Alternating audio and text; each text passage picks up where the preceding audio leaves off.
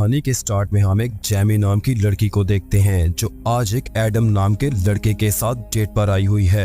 वहाँ वो दोनों एक रोमांटिक डिनर करने के बाद अपने अपने घर को चले जाते हैं। घर जाकर जैमी फ्रेश होने के बाद फोन पर अपने बॉयफ्रेंड से बात करने लगती है।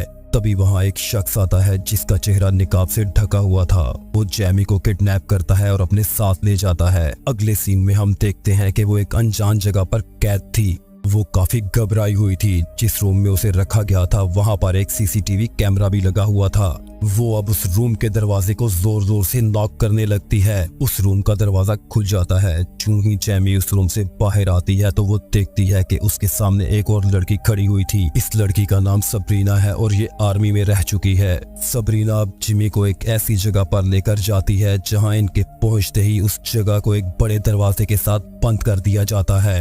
ये सब देखकर जिमी बहुत डर जाती है। अब वो उस दरवाजे को जाकर जोर जोर से नॉक करने लगती है। वो अब सबरीना को कहती है कि ये सब क्या हो रहा है, प्लीज मुझे बताओ और मुझे यहाँ से निकालो। सबरीना जिमी को कहती है कि हो सके तो मुझे माफ कर देना और उस पर अटैक कर देती है।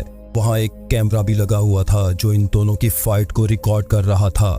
जिमी अब सबरीना से पूछती है कि तुम ऐसा क्यों कर रही हो। सबरीना उसे कहती है कि हम दोनों के पास लड़ने के सिवा कोई ऑप्शन नहीं है और यहाँ हम दोनों में से सिर्फ एक ही जिंदा रहेगा। जिमी खुद को बचाने की बहुत कोशिश करती है लेकिन सबरीना उसे जान से मार देती है। सबरीना उसे मारने के बाद मुसलसल रो रही थी। वो इस सब से बिल्कुल भी खुश नहीं थी। वो अब रोती हुई कैमरे के सामने आती है और चिल्लाकर कहती है कि मुझे और कितने लोगों की जान लेनी होगी, अब तो इस खेल को बंद कर दो। अगले सीन में हम एक शख्स जोसेफ को देखते हैं जो अपनी वाइफ एलिजाबेथ के साथ होता है। असल में जोसेफ लड़कियों को किडनैप करता है और अंडरग्राउंड उनकी फाइट के टूर्नामेंट करवाता है और इस फाइट का नाम डेथ फाइट है, जिसकी एक झलक आप थोड़ी देर पहले देख चुके हैं। ये फाइट बड़े बड़े बिजनेसमैन कैमरे पर लाइव देखते हैं जिससे जोसेफ बहुत ज्यादा पैसा कमाता है। इसके बाद हम सबरीना को देखते हैं जो अपनी बेटी को याद करते हुए रो रही होती है क्योंकि उसकी बेटी जोसेफ के पास कैद होती है। अगर सबरीना जैमी को ना मारती और इस फाइट से इनकार करती तो जोसेफ उसकी बेटी को मार देता। यही वजह है कि जोसेफ की कैद में मौजूद सभी लड़कियां फाइट करने पर मजबूर हैं। जोसेफ अब स्क्रीन पर पिछली फाइट्स का रिजल्ट अनाउंस करता है। वो आज के विनर्स को मुबारक देता है और कहता है कि तुम लोगों की जीत की वजह से आज तुम्हारी फैमिलीज भी जिंदा हैं, क्योंकि जो लोग भी इस फाइट में हार जाते हैं जोसेफ उनकी फैमिलीज को भी मार देता है। जोसेफ इस अनाउंसमेंट के बाद फिर से अपनी गेम को कंटिन्यू करता है और नेक्स्ट फाइट के लिए वो भेजता है डी और फीबी को। डी अपनी सिस्टर और फीबी अपनी मदर को जिंदा रखने के लिए आज फाइट करने वाली हैं। अब इन दोनों की फाइट स्टार्ट होती है जिसमें फीबी डी को जान से मार देती है। असल में फीबी अपनी मदर से बहुत नफरत करती है, इसीलिए वो ये फाइट मजबूरी में नहीं बल्कि अपने एंजॉयमेंट के लिए लड़ती है। इसके बाद हम ओडी और सबरीना को देखते हैं। ये दोनों अब फ्रेंड्स बन चुकी थी। अभी ये दोनों बात कर ही रही होती हैं तभी एक कर्ट नाम का आदमी वहाँ पर कुछ लोगों के साथ आता है और वहाँ पर मौजूद सभी लड़कियों को अपने साथ चलने को बोलता है। वो इन सभी लड़कियों को एक रूम में लेकर जाता है। वहाँ वो इनके हाथ और पांव चेयर्स के साथ बांध देता है। थोड़ी देर बाद इस ऑर्गेनाइजेशन का ऑनर जोसेफ अपनी बीवी एलिजाबेथ के साथ इस रूम में आता है। जोसेफ इन्हें कहता है कि मैं यहाँ पर 50 लड़कियों को किडनैप करके लाया था जिनमें से सिर्फ 22 ही बची हैं। वो इन्हें कहता है कि इस फाइट के टूर्नामेंट का फैसला अगले 3 दिन में हो जाएगा और जो भी इसमें विनर होगा मैं उसको आजाद कर दूंगा। कर्ट अब इन सभी लड़कियों को वापस सेल में बंद करने के लिए ले जा रहा होता है। रास्ते में फीबी सबरीना की बेटी को लेकर गलत बात करती है जिसे सुनकर सबरीना को गुस्सा आ जाता है और वो एक जोरदार टक्कर फीबी को मारती है। कर्ट अब इन दोनों को अलग अलग सेल्स में बंद कर देता है। इसके बाद हम देखते हैं कि ब्रेंडा और नैन्सी नाम की लड़की की फाइट हो रही होती है। ये फाइट ब्रेंडा जीत जाती है।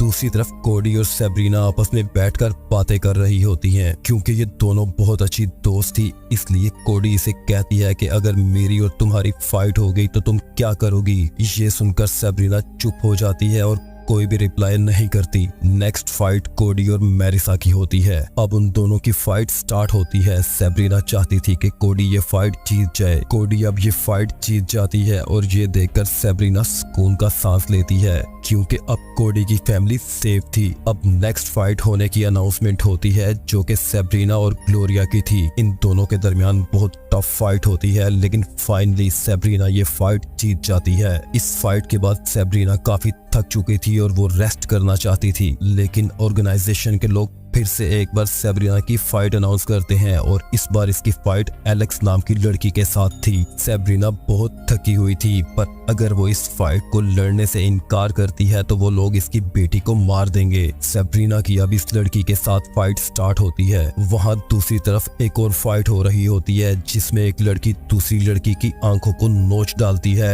यहाँ हर कोई खुद को और अपने फैमिली मेंबर्स को बचाना चाहता था। दूसरी तरफ सेब्रीना की फाइट को कुछ अमीरजादे बड़े मजे के साथ देख रहे थे। सेब्रीना वो फाइट बड़ी ही मुश्किल से जीतने के बाद गिर जाती है और अपनी बेटी को याद करते हुए बेहोश हो जाती है। अब कुछ लोग वहां आते हैं जो सेब्रीना को उठाकर वहां से ले जाते हैं। कोडी ये समझती है कि सेब्रीना की डेथ हो गई है, इसलिए वो जोर जोर से रोने लगती है। अगली फाइट टेरेसा और रिचल के बीच होती है। टेरेसा कभी भी नहीं चाहती थी कि वो किसी की जान ले, पर यहाँ पर वो बहुत मजबूर थी क्योंकि ये डेथ फाइट थी और इस फाइट में सिर्फ विनर ही बचता है।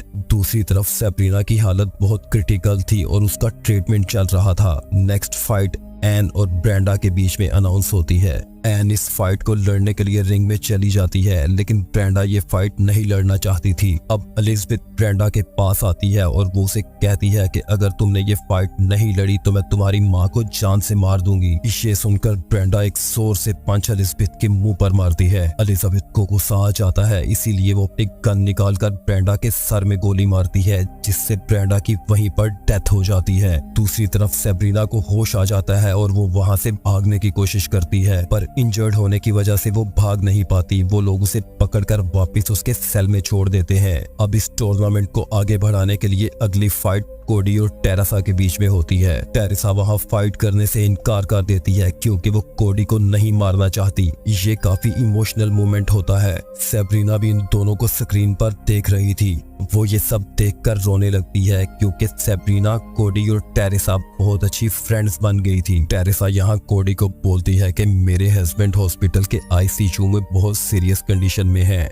अगर ये लोग उसे मार भी देते हैं तो ये उसके लिए अच्छा है, और तुम्हारी माँ तुमसे बहुत ज्यादा प्यार करती है और तुम दोनों को एक दूसरे की जरूरत भी है, इसलिए तुम मुझे मार दो। वो दोनों वहाँ पर रोने लगती हैं। कोडी टेरेसा को नहीं मारना चाहती थी, लेकिन टेरेसा ने उसे फोर्स किया और कोडी ने आखिर उसका गला दबाकर उसकी जान ले ली। सेब्रीना ये सब कुछ देखकर रोने लगती है। अगली फाइट कोडी और फीबी के बीच में थी। फीबी जब फाइट के लिए जा रही होती है तो रास्ते में वो सेब्रीना को कहती है कि मैं तुम्हारी दोस्त कोडी को बहुत भयानक तरीके से मारूंगी। अब दोनों के बीच फाइट स्टार्ट होती है और फीबी वहां पर कोडी को बहुत बुरी तरह पीटने लगती है। सेब्रीना के लिए ये सब कुछ बर्दाश्त करना बहुत ही मुश्किल था, इसीलिए वो ऑर्गेनाइजेशन से रिक्वेस्ट करती है कि मैं फीबी से लड़ना चाहती हूँ। कर्ट अब सेब्रीना के पास आता है और उसे कहता है कि चाहे तुम जीतो या हारो, हम तुम्हारी बेटी को नहीं छोड़ेंगे। अब हम देखते हैं कि फीबी और सेब्रीना के बीच फाइट अनाउंस होती है।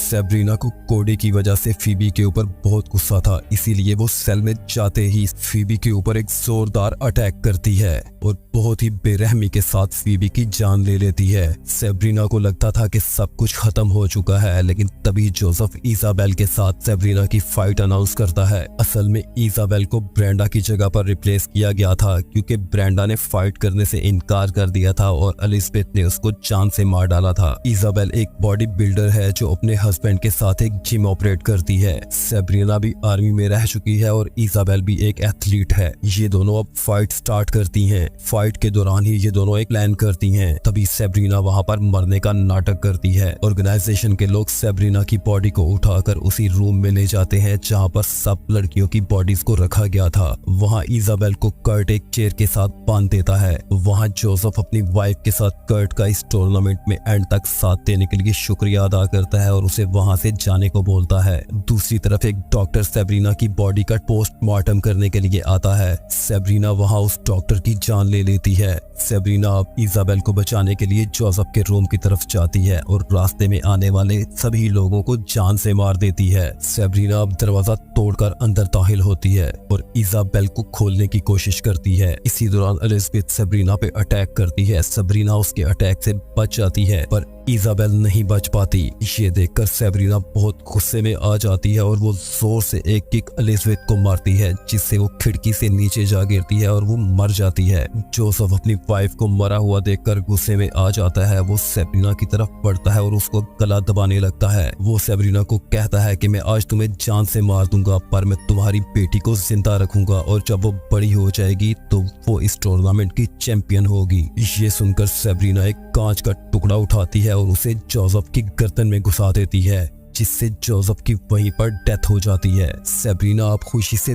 दौड़ती हुई इस जेल से बाहर निकलती है। सेब्रीना इस आजादी से बहुत खुश थी क्योंकि वो अपनी बेटी से मिल सकेगी। तभी एक स्नाइपर पीछे से सेब्रीना को शूट कर देता है। सेब्रीना वहीं पर गिर जाती है। ये स्नाइपर वही शख्स था जो लड़कियों को प्यार मोहब्बत का झांसा देकर उनको डेट पर बुलाता था और बाद में उन लड़कियों को किडनैप करके उस ऑर्गेनाइजेशन के हैंड ओवर कर देता था। सेब्रीना वहीं पर मर जाती है और उसकी बेटी से मिलने की उसकी ख्वाहिश अधूरी रह जाती है।